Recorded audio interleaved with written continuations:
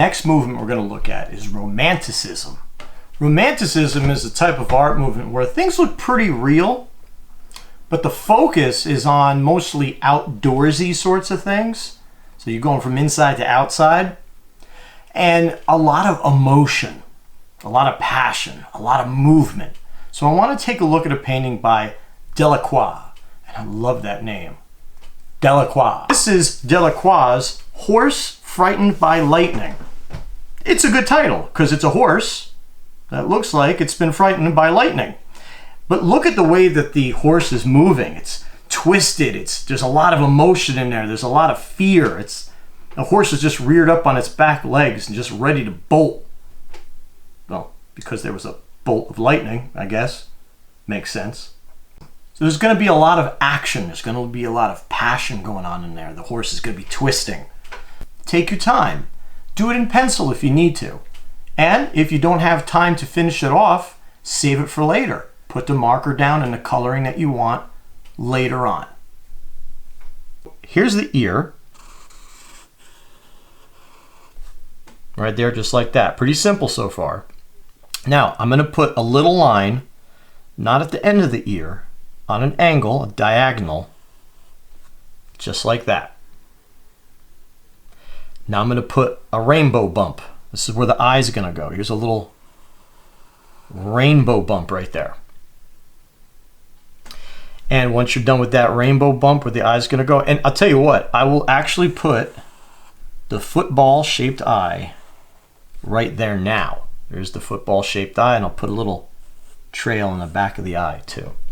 That way you know where the eye is. Next, it's almost like you're going to continue the line. Nice long line coming down. It's got to be pretty long. It's almost as long as this whole area right there. And I'm going to start the nose. Not from here, but from the inside. Watch this. I'm going to curl it up and around and stop right there. That's the nose. I'll even put the nostril in there so you can see what's going on. Little half moon nostril right there. Looks like a letter C.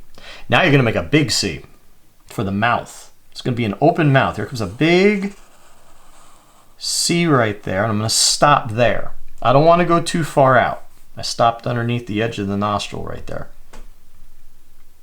Once you have that C, I'm going to put some teeth in. Little chompers here and there. There's some teeth. And I'm going to finish it with one more C that goes from the middle of these teeth, curve, to the middle of the other teeth, like that. There's the inside of the mouth.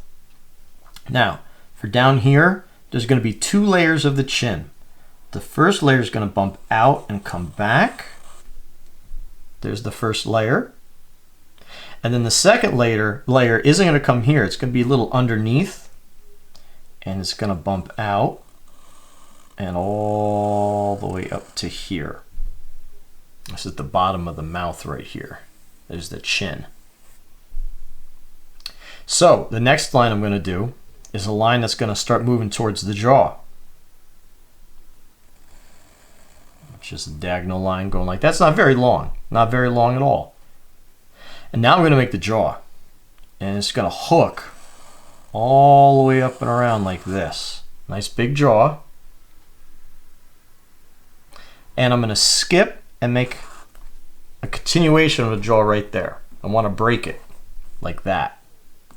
I want to put an arrow kind of pointing to this line right there. And I want to put like a muscular line right in the face here, like that. Okay, so that's the majority of the head. Everything else is downhill now. From the middle of the jaw, I'm going to make a line that comes out this way. It's looking really interesting, right? It's very strange looking at first. Now for the back of the head, I'm going to start up there above the ear. And I'm going to hook it down, but not all the way. I'm going to hook it to here. I'm going to stop right there, right in the middle of the paper. I'm not going to bring it all the way down. I want it stopped right there. Now for the mane. I want part of the mane going this way and part of the mane going that way. So this part, I'm going to start near the top of the ear, and I'm going to have them flow out like that. Like it's windy. This head's really twisted and moving, and the mane's flowing. And on this side,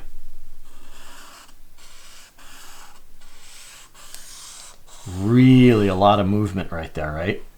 Notice how I didn't bring it all the way to the head. I stopped right there. That's because I'm going to make another part of the mane over here. I stopped at the same part of the line there. I'll wait a second. Actually, while I'm waiting a second, I'm just going to fill in the eye, which you can do whenever. And I'm going to make a half circle so it looks like the horse is looking down. Something scared it. There's movement here, and there's emotion, just like Romanticism needs.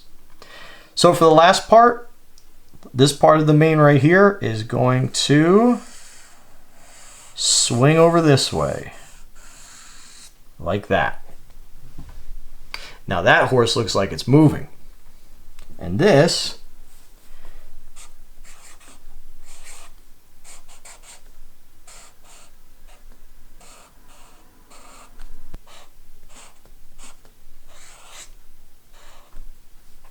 so you have the word Roman, now you got the word romantic, now I just put the ism on the end.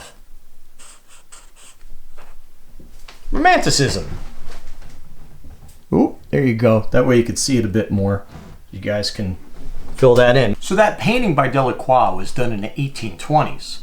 Now we're going to skip ahead to the 1880s with Post-Impressionism. Really long term, simple idea. What's going to start happening is the paintings that you see are not going to look as real as the other ones you just saw. They're becoming more abstract. And we'll be talking about abstraction in a little while. But what you need to know right now is things sort of look like what they're supposed to look like, but the thing behind Post-Impressionism is the personal feeling of the artist. So they're not just looking at the outside world at a horse, but they're looking at what the horse means to them, which makes the horse look a little different depending on how the artist feels about it. So let's take a look at one of my favorite artists, Vincent Van Gogh.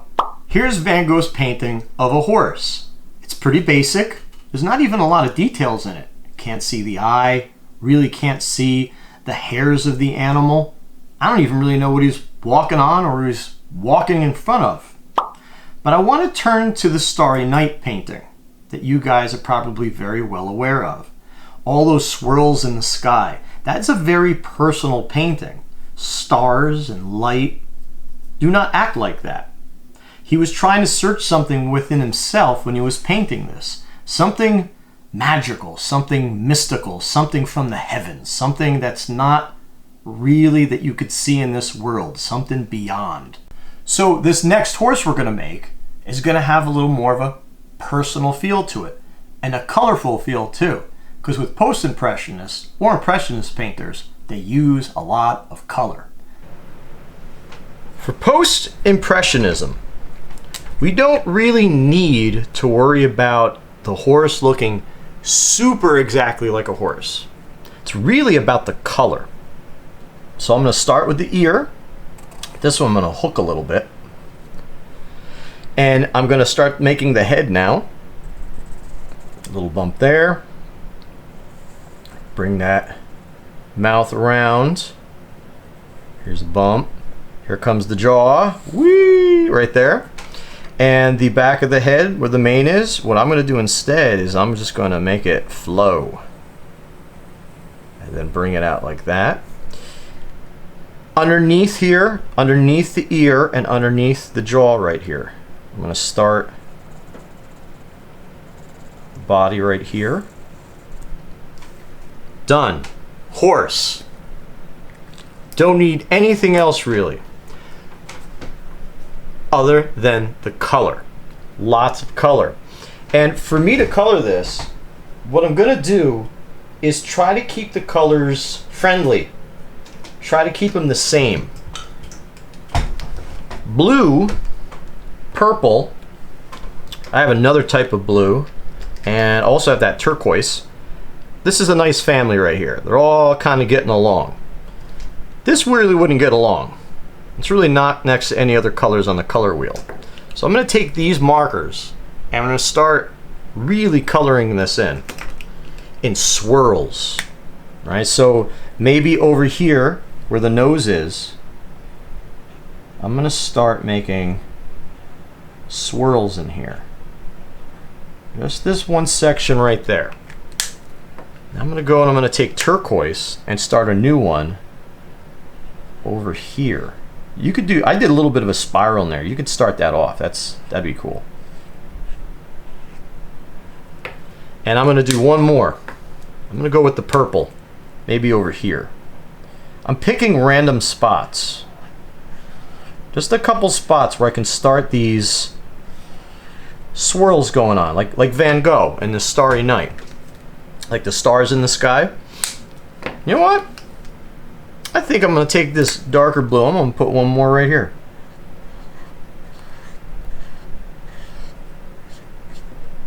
Now, the next thing is the interaction between these. What I mean by that is, when this blue gets closer to the turquoise, it's going to have to start going around it. Can't just go through it. I'm going to start going around it. And then when it gets down to here, I'm going to start going around this one. Oh man, around this one too.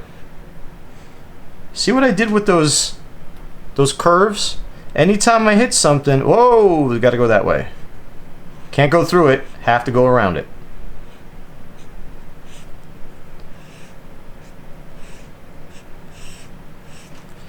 Now I'm going to take that turquoise and do the same thing and go in between these spots and put some turquoise lines in between the light blue.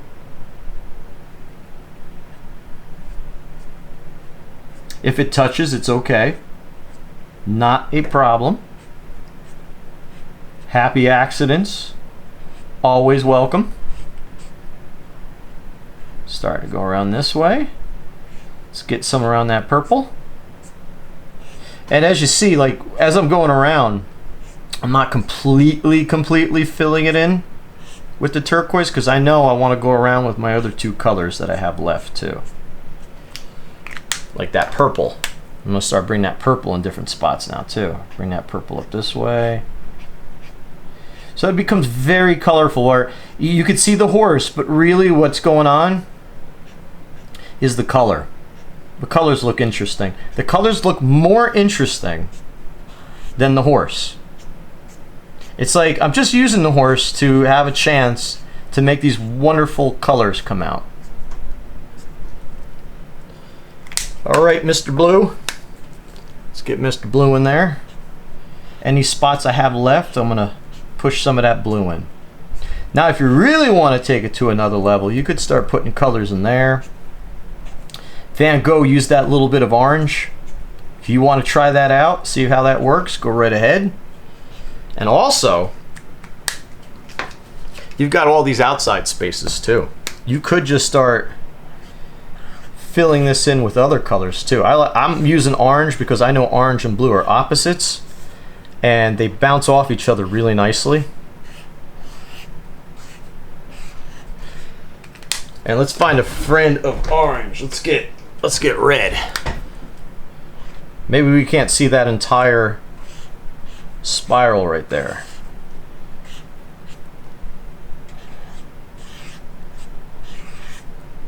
You're starting to see what's happening here, right? All right, my artists, that would be a post-impressionist horse. So let's finish this off at the bottom by writing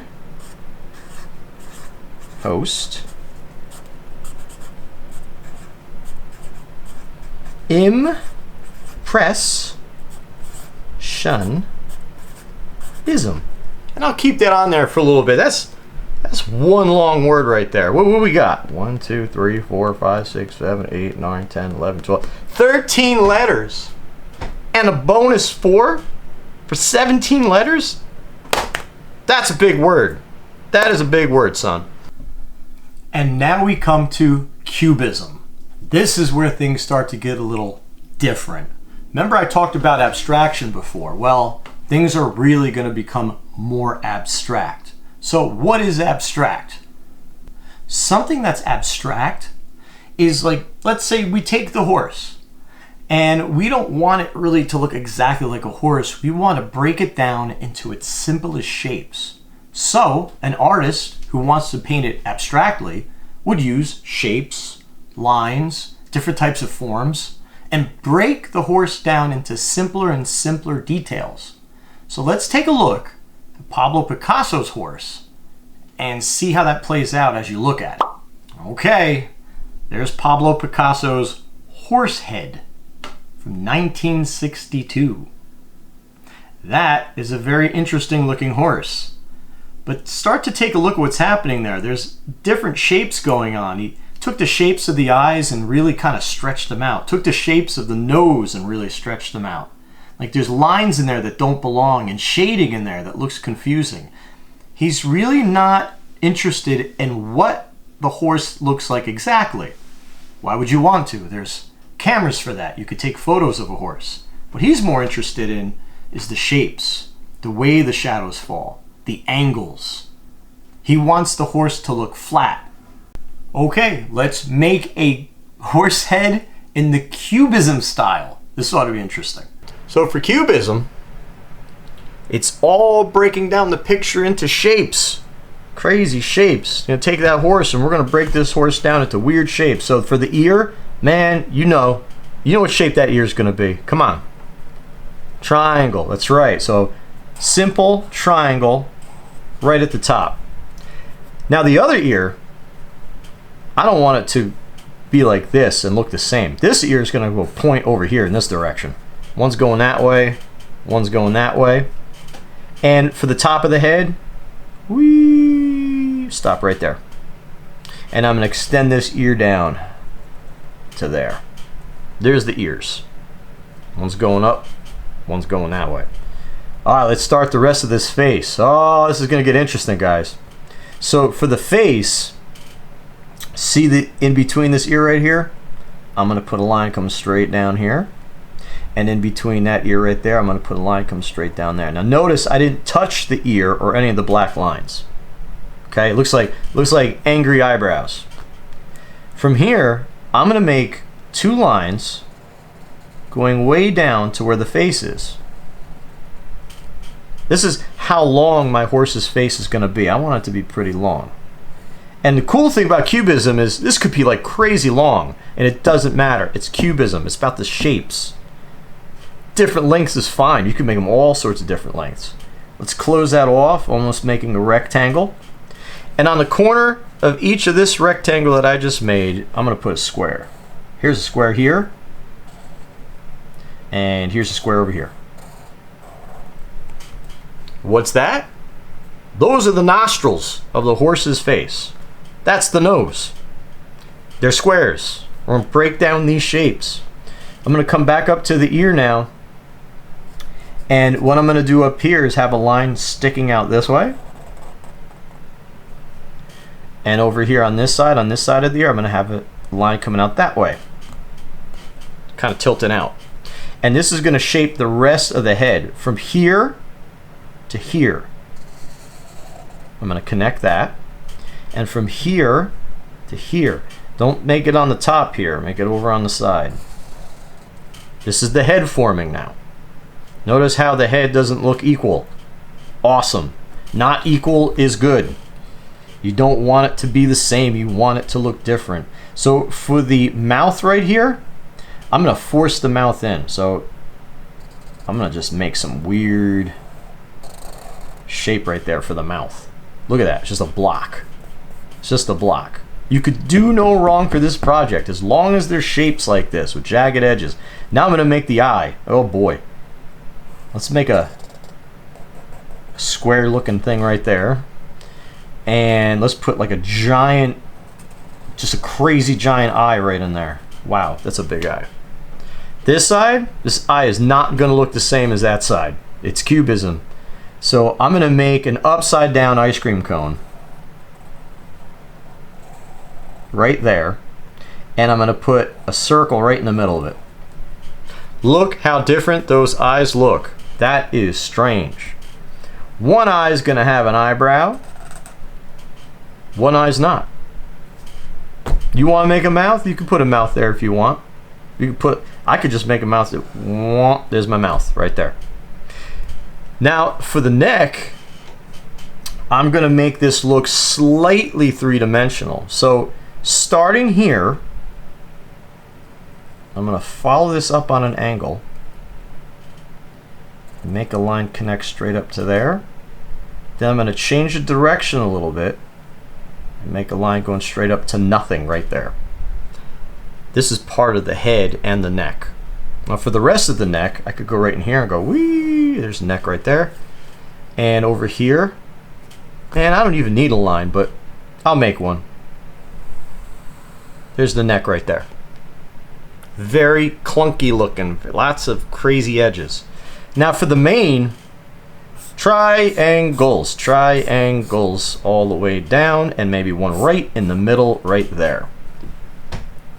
That is a Cubism horse. Shapes for nostrils, shapes for the eyes, shapes for the head, everywhere, angles. I'm trying to take the horse and I'm breaking it down to very simple shape parts for Cubism. And for coloring on this, you can color it in all different ways. Okay, so that was an interesting looking horse. These things are going to get a little more interesting as we go along. They're very fun to play around with these different art movements because it makes you look at things really differently. And if you want to talk different, abstract expressionism. Abstract expressionism, huge term. What it means is spontaneity, a little bit of craziness, really huge pieces of artwork, enormous pieces of artwork that really don't represent anything that you would normally see. Let's take the word abstract. We said that means that the thing that you're making really doesn't look like the thing that you're making. And then expressionism, it's expressing yourself. Let's look at an example of abstract expressionism. I could barely say it. This is Jackson Pollock's The Wooden Horse. All right, so he was a painter around the 50s, 1950s, 1940s, and this does not look altogether too much like a horse. You see all that splatter paint right there. It's more about the feeling, and it's more about exploring something completely different and trying something new. A lot of people have a lot of confusion when looking at abstract expressionism because they look at it expecting to see something they can easily recognize. You're not going to find it. I mean, take a look at this. This is called Number 31. It was made in 1949 by Jackson Pollock. It is just an active painting.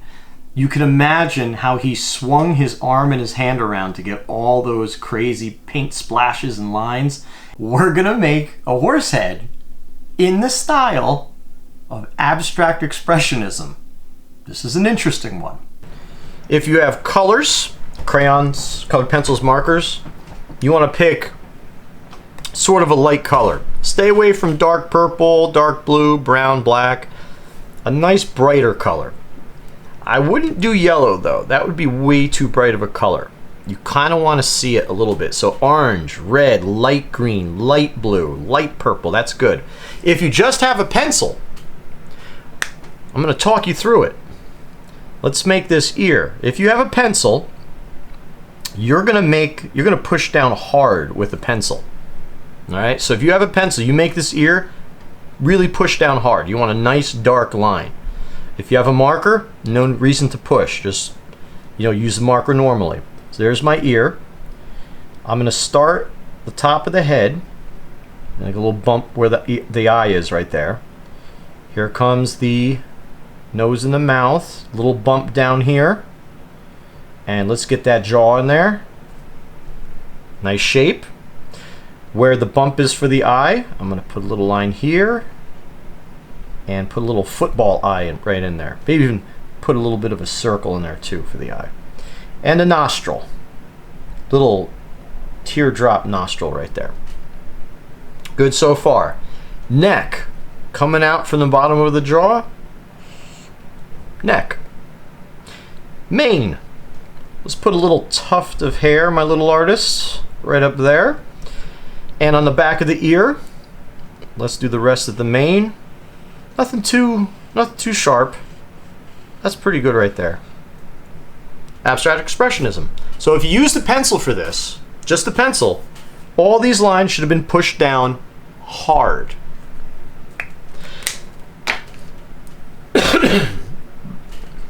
Now, before we actually start doing the Abstract Expressionism part of this, let's actually write Abstract Expressionism. Expressionism. And I'll give you a second to write that down. That is really long. See how long that is. 3, 6, 8, 10, 13, 16, 19, 21 letters long. Abstract Expressionism. This is a really good word to use on people that don't see it coming. Hey, how's it going? Doing pretty good. Weather's great today. Sure it is. I was drawing some Abstract Expressionism the other day. What? That's some word to pop in a conversation. Words are power, man. You want words like this. You want to use words like this in your everyday language. Throw people off. What's Abstract Expressionism? Well, it's this type of art where it's all these colors and lines and it doesn't really look like anything, but it like expresses a feeling. It's very exciting looking. And then you could show them an example when you're done. That should have given you enough time to write that word. And I'm going to take orange, lighter colors, not darker colors yet. And I'm going to ask my fellow artists out there to close your eyes and just let the marker go. Before you start, I'll start so you can see what I'm doing. I'm going to close my eyes now. I'm going to put the marker down and I'm going to start squiggling. I don't know where it is. I'm trying to keep it on the paper, but I'm not sure if I'm doing it. And I'm going to stop. Oh yeah, that's a lot of squiggles. I noticed I missed a lot up here. That's okay. I'm going to switch over the yellow now, close my eyes, and you guys can start this now. And I'm going to start up where I knew I missed, and my eyes are closed, and I'm going to work my way down. Because I want that element of exciting surprise, letting it go. I'm opening up my eyes. Okay, I still kind of missed it up here though. I'm going to take pink, and I'm going to take light green. Watch this one. 2 at a time. That's right. All right, now I'm going to close my eyes again, but I'm going to make sure I start up here so I definitely get it up here. Closing my eyes, and I'm going to go back and forth all the way down. Do spirals, circles, wiggles, whatever. I'm opening up my eyes. Oh, that's a lot better. Okay, good. So there you go. That's what you're doing. You're closing your eyes and you're just letting your markers go. Why? Because we want that feel. We want it to look pretty crazy looking, a little exciting looking. And I want to start to hide that horse in it too. Because really, Abstract Expressionism isn't really about the object. It's about the feeling of it. So I'm going to take some darker markers now. And I'm going to keep my eyes open for this. Because I don't want to cover up the horse too much. I want some people to actually see it in there. Now I'm going to take some turquoise. Let's get some turquoise in there. Oh my goodness. It's really starting to hide the horse now. That's a lot of markers. That's a lot of color noise in there. It's starting to hide that horse now. Dark blue. Dark blue now. I'm layering those colors in. I'm starting to pick where I want it to go now. Yeah. Let's do some green. Dark green. And there's going to come a point where I say to myself, That's enough. I think I have what I want. And right now, I'm thinking I'm starting to get it. Because I'm starting not to see the horse anymore. I can kind of see the horse. I could keep pressing it, but for you guys, so you could see the horse, I'm gonna keep it like this. You guys can keep it going until you can hide the horse even more. So I like that balance of closing your eyes and having that randomness in there underneath. And then above it, you could start to really think about where you want to put it, but keep that flowing line going. Okay? Abstract Expressionism, Pollock, crazy. Pop art. Pop art, I love pop art because all that abstract expressionism, all those things that you couldn't really understand, pop art was a movement where it brought the art back to people so that they can easily understand it. It was almost cartoonish the way it was so easy to understand. So to give you an idea of what I mean by cartoonish and the bright, vivid colors it used in everyday things like comic book strips, here's a piece of artwork by Keith Haring. This is Keith Haring's DJ. It's a dog DJ. It actually says DJ. There he is, spinning the records. Bold colors, cartoonish looking, very, very happy, very, very positive. It's a really, really fun piece of artwork. But you could see it has nothing to do with crazy lines being sprayed here and there. This is something that's simple and direct, and you can understand it immediately. So let's make a horse head in the style of pop art and Keith Haring. So instead of the dog, we're going to make a horse, and it's going to pop, and it's going to have color, and it's going to look super, super happy. Ears again. I'm going to put a letter M, capital letter M, right there for my ears. And when I make the head, it's going to look very blocky looking. So this line is going to come down on a little angle, and then it goes straight down like that. That's actually the mouth right there. Then I'm going to bring this in to under where my M is. See the tip of the M there? I'm going to stop my line just underneath that M. From there, this is the neck. Very simple. Now I'm actually going to make a leg just to kick it up a little bit, right? See what I did there? Leg, kick, get up. No? Maybe. Is it humor? I don't know. Might just be observational. There's my leg right there. It looks like a block L that's been turned around. Put a little hoof in there too for funsies. Now I'm going to make part of the body here. And you know what? Why not?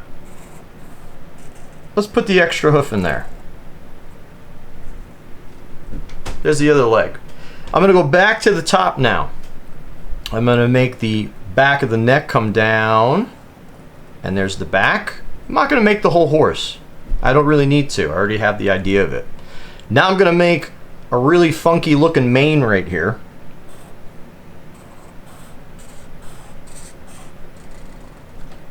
Maybe I'll put one more little piece of mane right there too. There's the horse. And the fun part is in the coloring of the horse. And when you use colors, you have to make these things pop, because it is pop art. So let's see here. I think I'm going to go with a crazy bright green. And I have to do the hooves, so get a little turquoise in there. And the mane, orange. Can't get crazier than that. I'm also going to bring in a little bit of pink in here too. Maybe some yellow. I'll show you what I'll do with that. So for the mane, I'm going to fill that one in orange. Now if you don't have any markers, you can use crayons. If you don't have any crayons and you got pencils, colored pencils, you can use those. If you don't have any pencils, like I said before, and no colored pencils, you can use the shading of the pencil to make shades instead. Like the mane could be light, the body could be dark. All right, let's do this. This is a very interesting looking horse we're making right here. Really bright colors, very loud. Very happy looking. I would also say very silly looking. If I ever saw a green horse with an orange mane, oof, I'd really need to rest for a while. That would be such a sight. Actually, now I'm thinking of it, I wish there was. Turquoise hooves. Get those little feetsies. All right, my artist friends. Background. I'm gonna make my entire background yellow. Why? Because I can. And it's very bright. And it just makes it even brighter. It kicks up the happy level, right? So we went from like maybe like a 5 or a 6. Now we're reaching like 7 or 8 happy level right here with the pop art. Get in between there. And again, don't worry about finishing any coloring or any shading of the horse. You can do all this stuff later on. Of course, you can do a little bit now to get yourself started. Woo! That's bright. Let's bring it to 10. Little Keith Haring polka dots floating around just because it's visually interesting and crazy happy. Here's a dot you can't completely see. Here's one up here. Put one there. I love Keith Haring, man. It's just really art that really pops out at you. And then at the bottom, of course, pop art. Woohoo! Okay, if anything could be the exact opposite of abstract expressionism, it would be minimalism. Where abstract expressionism had to do with expressing someone's inner feelings and exploding it on a canvas with all these lines and emotions and things in this activity, minimalism is the exact opposite. It's about looking at exactly what you're looking at. Nothing else. No personal emotions, no crazy lines everywhere. Using just a minimal amount of information to just show you something. No real deep thought. So let's take a look at a piece of artwork that's minimalism. This piece of artwork is by Joe Bear. This is done in 1982 and it's called Brigadier. And it looks just like a sketch because, well, it's a sketch. It's a practice sketch of a horse. And you can see the horse with its head down feeding on something, and then there's another horse behind that horse, and then there's some other lines on the paper, maybe some practice pieces on the form and the shape of the horse. No deep thought. So let's do a horse in the minimalist style. Not a lot of lines you're going to do. It's going to be pretty quick. This is going to be your minimalist horse. So you need a minimum amount of lines for this horse. And once again, ear. I'm going to put an ear right there like that. There's the start of my ear. So I know my head's going to go this way and the mane's going to come over here. The next part you have to do in one line without stopping.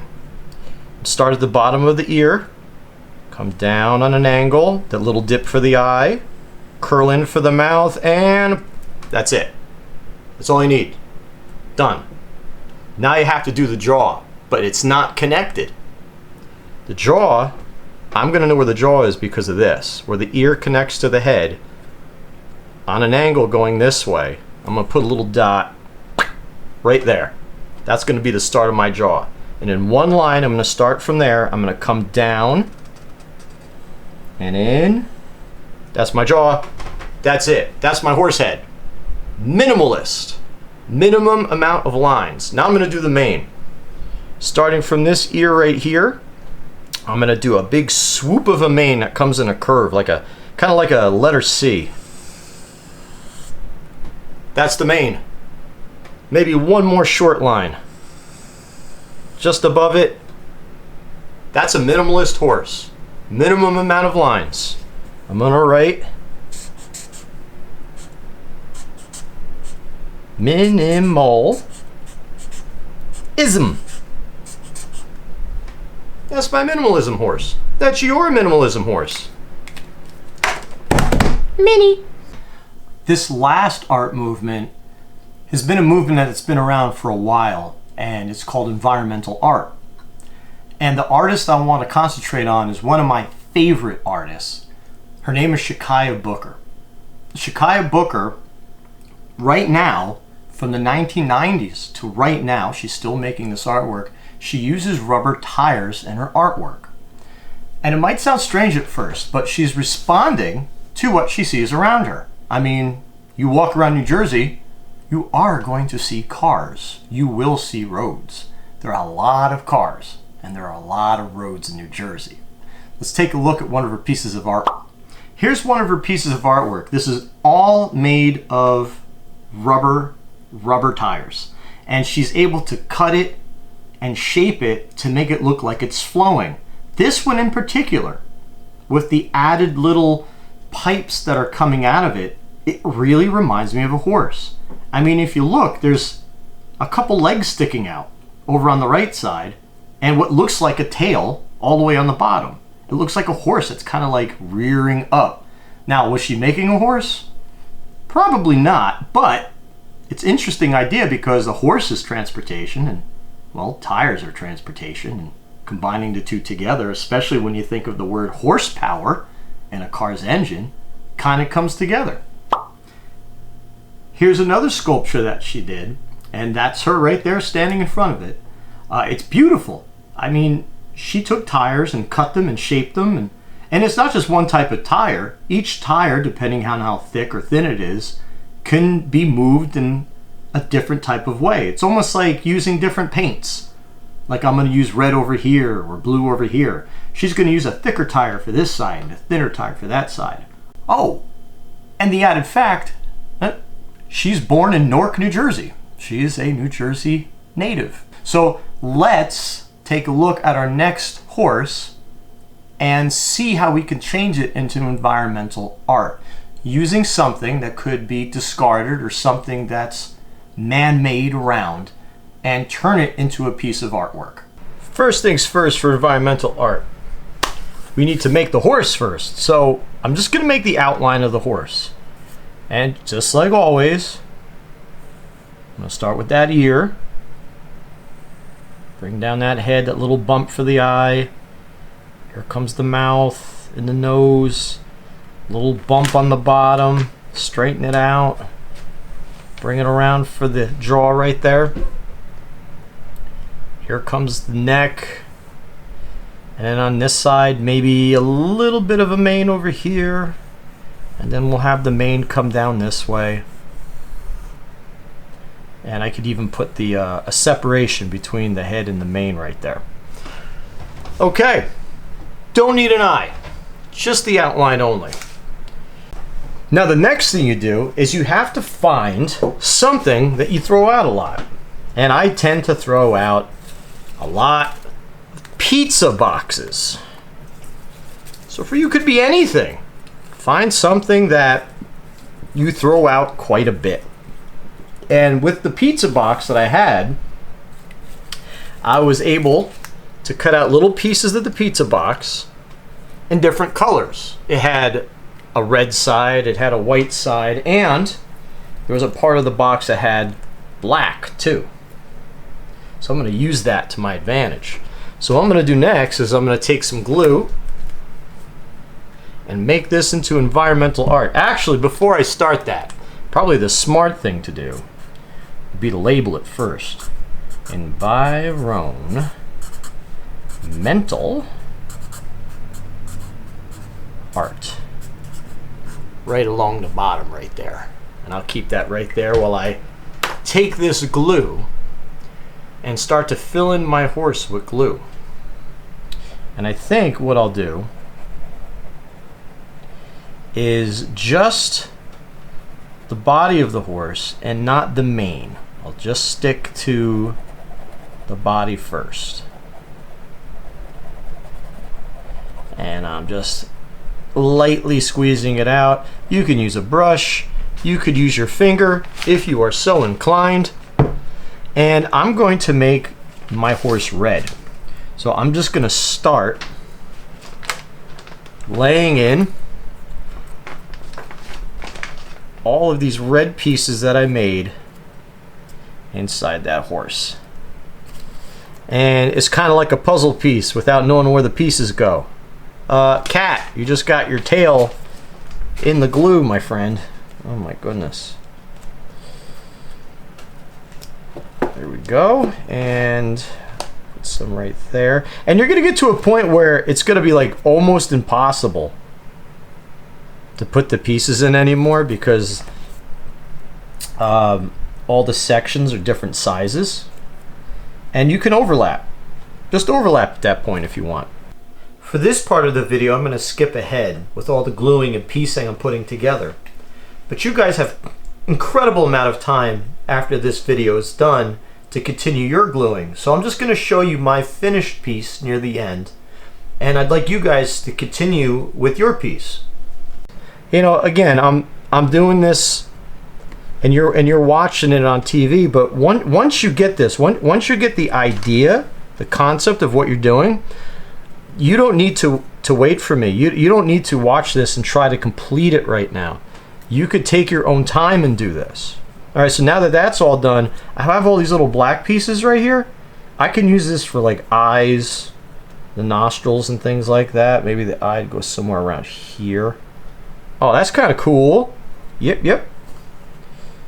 And get that nostril in there. I've got one here. I don't know if I have another smaller one. I do have a pair of scissors, so I'll snip it, make it a little smaller, and put that one right in there too. And there we go.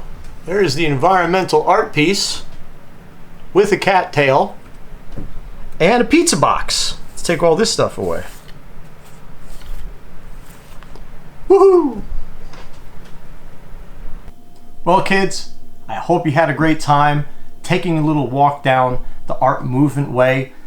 Maybe you saw a couple things that you haven't seen before. You've got some things to work on. Extend them, color them, make another one. Take the art movements that you've seen and see if you can make an art movement on your own. We can use some more art movements, and you might be the one to do it. So, why a horse? Well, it's the state's animal. It represents New Jersey, stands for power and strength, and it's on the state seal also. And I think power and strength is a pretty good thing to talk about right now, too. It's a very interesting time we're living in. And I think it's important that all you kids should know that you, each one of you, has power and strength within you. Okay, guys, hope you enjoyed the art movements. It was a good time. Thanks again.